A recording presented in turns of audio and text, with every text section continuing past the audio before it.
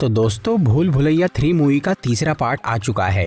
Horror comedy genre की ये famous film series, इसके दोनों पार्ट काफी बढ़िया थे और ये तीसरी मूवी भी बहुत इंटरेस्टिंग है। भले ही इस फिल्म की कॉमेडी इतनी खास नहीं है, पर इसकी स्टोरी बहुत अच्छी है। मंजुलिका के आसपास घूमती हुई ये कहानी हर बार की तरह काफी दिलचस्प है, लेकिन ये मूवी बहुत कंफ्यूजिंग है। इसलिए आज मैं भूल भुलैया 3 फिल्म को शॉर्ट में एक्सप्लेन करूंगा। तो आइए देखते हैं।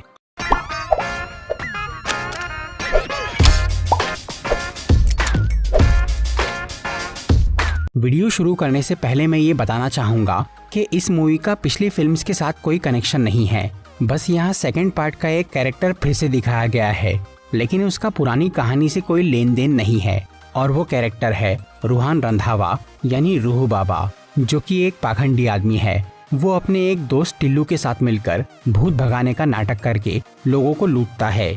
इसके अलावा कई लोग अपने गलत कामों को छुपाने के लिए रूहान को पैसे देकर उसके साथ भूत प्रेत का ड्रामा करते हैं। फिर एक दिन एक आदमी रूह बाबा को एक भूत से बात करने बुलाता है और वो अपनी भांजी मीरा के साथ मिलकर रूहान को डरा देता है और उसकी वीडियो बना लेता है। फिर वो मामा भांजी रूहान को बोलते हैं कि उसे उनका एक काम करना होगा, नहीं तो वो उसकी पोल खोल देंगे। असल में मीरा और उसका मामा एक शाही खानदान से थे और वो रक्तघाट नाम के एक गांव में रहते थे, जहां के राजा मीरा के पिता थे। लेकिन फिलहाल उनका परिवार काफी गरीब हो गया था और उनके पास दौलत के नाम पर सिर्फ एक पुराना महल बचा था। पर ना तो वो उस महल में रहते थे और ना ही उसे बेच सकते थे, क्योंकि वहां पर मंजुलिका नाम की एक भूतनी कैद थी। मीरा के परिवार वाले अपनी गरीबी दूर करने के लिए उस महल को बेचना चाहते थे, लेकिन मंजुलिका की वजह से कोई उस जगह को खरीद नहीं रहा था। इसलिए अब वो उस भूतनी को भगाना चाह रहे थे। हालांकि मीरा और उसके मामा को इन भूत प्रेत में विश्वास नहीं था। वो सिर्फ अपने घर वालों की तसल्ली के लिए मंजुलिका को भगाने का नाटक करना चाहते थे और इस काम के लिए उन्होंने रूहान को चुना, जिसके 2 कारण थे। एक तो ये कि वो भूत का नाटक करने में बहुत एक्सपर्ट था और दूसरा ये कि वो उस राज परिवार के एक पूर्वज की तरह दिखता था।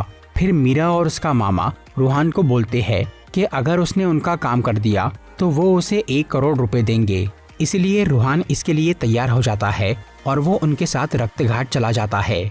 रूहान को देखकर वो परिवार वाले उस महल में रहने चले जाते हैं।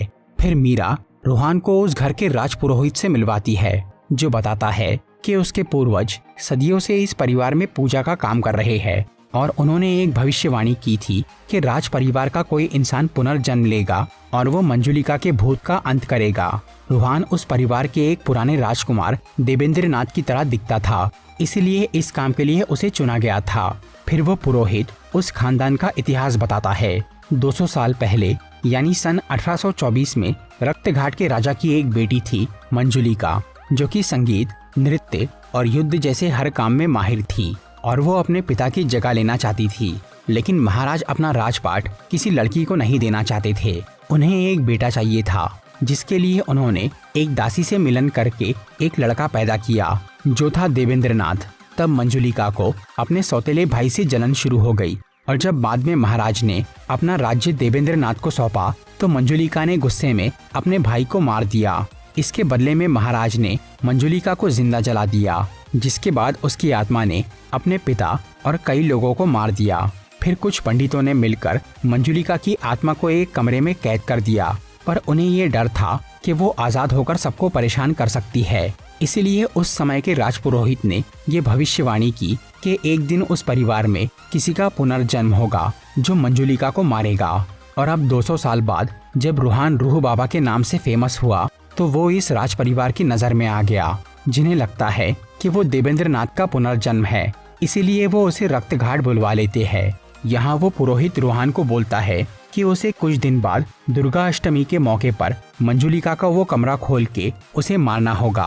पहले तो रूहान इसके लिए राजी नहीं होता, लेकिन फिर वो पैसों के लालच में यहाँ रुक जाता है। और अब गांव के लोग उनके राजकुमार के पुनर्जन्म को यहाँ देखकर राज परिवार को बहुत सारे पैसे उधार दे देते हैं, जिसकी मदद से मीरा एक कंपनी को महल के रिस्टोरेशन का काम देती है ताकि उनके महल की हालत ठीक हो जाए और वो अच्छी कीमत में बिके। वो रिस्टोरेशन कंपनी वाले मल्लिका नाम की एक औरत को वहाँ भेजते हैं, जिसके आने के बाद से उस घर में काफी अजीब चीजें शुरू हो जाती है और रूहान को भूत दिखाई और सुनाई देने लगते हैं। इसीलिए वो उस गांव से भागने का सोचता है। तभी उसका दोस्त टिल्लू वहां आकर रूहान को बताता है कि शहर में पुलिस उसे ढूंढ रही है, इसीलिए वो वापस नहीं जा सकते।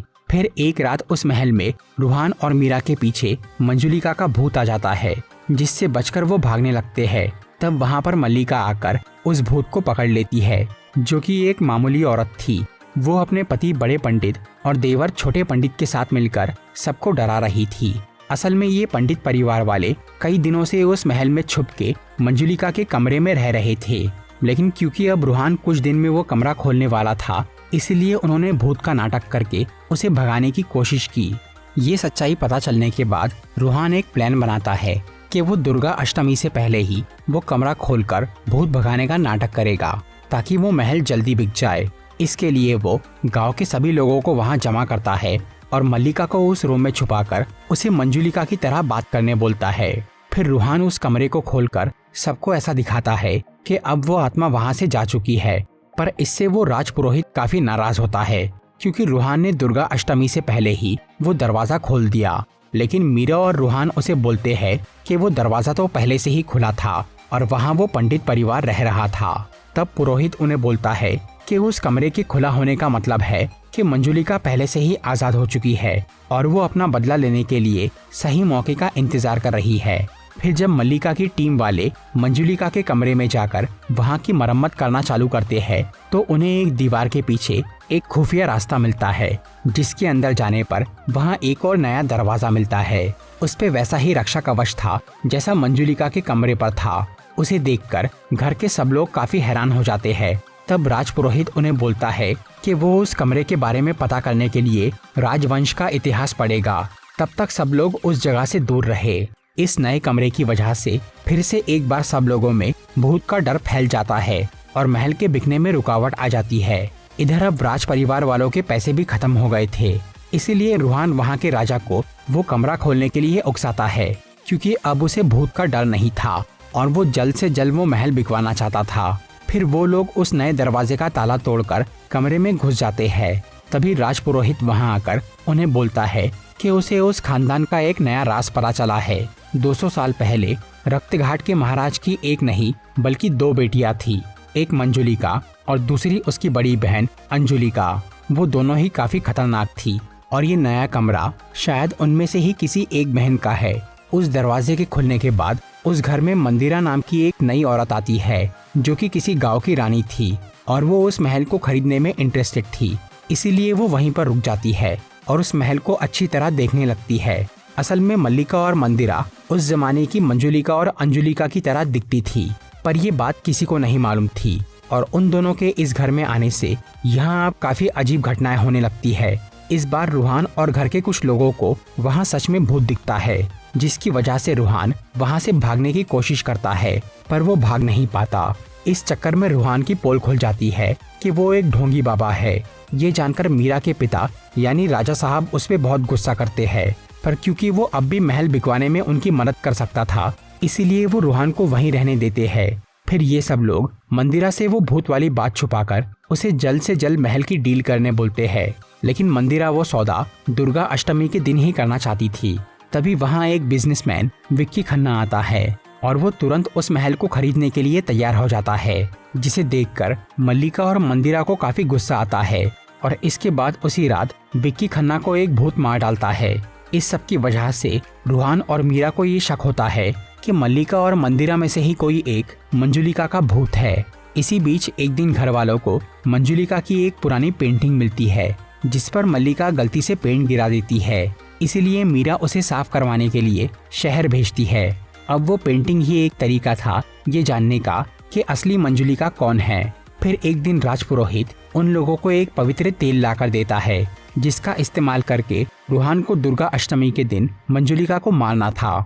फिर जब वो दिन आता है, तब घर के सब लोग उस जगह पर जमा होते हैं जहाँ 200 साल पहले मंजुलिका को जलाया गया था। यहाँ रूहान मंदिरा पे शक करता है कि वही मंजुलिका है, लेकिन तभी उन्हें वो साफ हुई हुई पेंटिंग की फोटो मिल जाती है, जिससे सबको पता चलता है कि मल्लिका बिल्कुल मंजुलिका की तरह दिखती है। तब अचानक मल्लिका वहाँ एक भूत के रूप में आती है और वो खुद को मंजुलिका बोल के रूहान और मंदिरा को मारने लगती है। इसलिए रूहान उसके आसपास वो तेल डालकर वहाँ आग लगा देता है, जिससे वो बेहोश हो जाती है। पर तभी मंदिरा भी भूतिया रूप लेकर खुद को मंजुलिका बोलने लगती है। इससे सब कंफ्यूज हो जाते हैं कि असली भूत कौन है। फिर रूहान मंदिरा पे भी वो तेल डालकर उसे मारने की कोशिश करता है। तब मल्लिका को होश आता है और वो रूहान को रोक देती है। फिर वो सबको बताती है कि ना तो वो भूत है और ना ही मंदिरा। असल में मल्लिका और मंदिरा दोनों मंजुलिका और अंजुलिका का पुनर्जन्म थी, जिनकी अब याददाश्त वापस आ गई थी। इसीलिए वो ये जान गए थे कि असली भूत कौन है। वो आत्मा असल में राजकुमार देवेंद्रनाथ की थी, जो अब सबके सामने आ जाता है। उसके भूत बनने की कहानी ये थी कि 200 साल पहले जब महाराज ने अपनी काबिल बेटियों को छोड़कर एक दासी के बेटे को अपना राजपाट सौंपा, तो इससे अंजुलिका और मंजुलिका को बहुत गुस्सा आया और उन्होंने अपने सौतेले भाई को मारने का फैसला कर लिया। फिर जब वो दोनों देवेंद्रनाथ को मारने उसके कमरे में पहुंचे, तब उन्हें उसकी हरकतों से ये पता चला कि वो एक नामर्द है, जिसे नाचने गाने का शौक है और उसे राजपाट में कोई दिलचस्पी नहीं है। तब वो दोनों बहनों ने अपने भाई को मारने का इरादा छोड़कर उसके साथ एक चाल चली। उन्होंने देवेंद्रनाथ को अकेले में नचाना शुरू किया और मंजुलिका ने ये बात जाकर अपने पिता को बता दी। और जब महाराज ने अपने बेटे का ऐसा रूप देखा तो उन्होंने उसे मौत की सजा सुना दी। लेकिन वो अपनी बेटियों से भी बहुत नाराज हुए, क्योंकि उन दोनों ने सबके सामने अपने भाई और पिता का तमाशा बनाया था। इसीलिए महाराज ने अंजुलिका और मंजुलिका को रक्तघाट से बाहर निकाल दिया और देवेंद्रनाथ को जिंदा जला दिया। लेकिन उन्होंने अपनी इज्जत बचाने के लिए हर जगह ये घोषणा कर दी कि मंजुलिका ने राज्य की लालच में अपने भाई को मारा है, जिसके बदले में उसे मृत्यु दंड मिला और इतिहास के पन्नों से अंजुलिका का नाम मिटा दिया गया। उधर देवेंद्रनाथ वो मरने के बाद एक अतृप्त आत्मा बन गया और उसने अपने पिता और महल के कई लोगों को मार दिया। तब कुछ पंडितों ने मिलकर देवेंद्रनाथ की आत्मा को एक कमरे में कैद कर दिया और वहाँ एक रक्षा कवच लगा दिया। पर उस कमरे और इस बात को छुपा दिया गया कि वो आत्मा देवेंद्रनाथ की है, और एक दूसरे कमरे पर वैसा ही रक्षा कवच लगाकर सबको ये बोल दिया गया कि वहाँ मंजुलिका की आत्मा कैद है। फिर पुरोहित की भविष्यवाणी के मुताबिक राज परिवार के लोग सालों से उस इंसान का इंतजार कर रहे थे, जो पुनर्जन्म लेकर मंजुलिका को खत्म करेगा।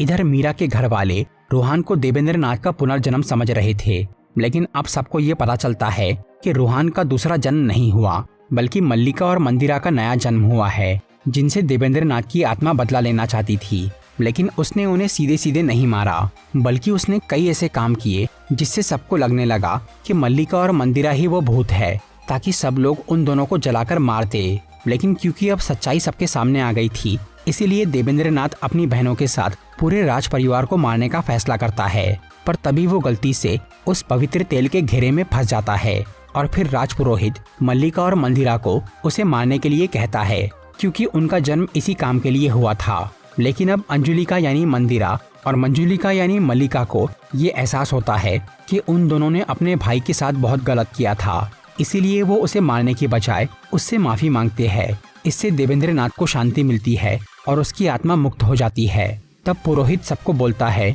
कि वो भविष्यवाणी जिसमें कहा गया था कि राज परिवार का कोई इंसान पुनर्जन्म लेगा और उस भूत का अंत करेगा, उसका असली मतलब था देवेंद्रनाथ की आत्मा को मुक्ति दिलाना। और इस काम को अंजुलिका और मंजुलिका के पुनर्जन्म ने अपने भाई से माफी मांग के पूरा किया। इस सब के बाद में मल्लिका सबको बताती है कि उसे बचपन से उस महल के सपने आते थे और ये महसूस होता था कि उसका उस जगह से कोई कनेक्शन है। इसीलिए उसने पुराने महलों के रिस्टोरेशन का काम चुना, इस उम्मीद में कि वो एक दिन उस महल तक पहुंच जाए, जिसकी वजह से ही मल्लिका यहाँ तक आई और उसे अपने पिछले जन्म के बारे में पता चला। और मंदिरा असल में पुलिस ऑफिसर एसीपी राठौड़ थी, जो कि रूहान को उसके रूह बाबा वाले फ्रॉड काम के लिए उसे पकड़ने यहाँ आई थी और उसने महल खरीदने का नाटक किया था।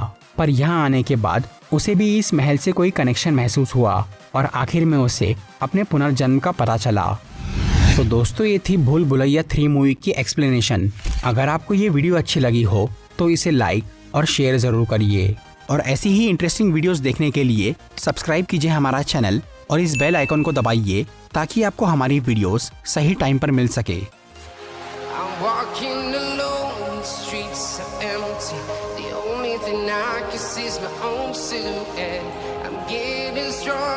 Step by step, the clock is ticking, but there's no time for me.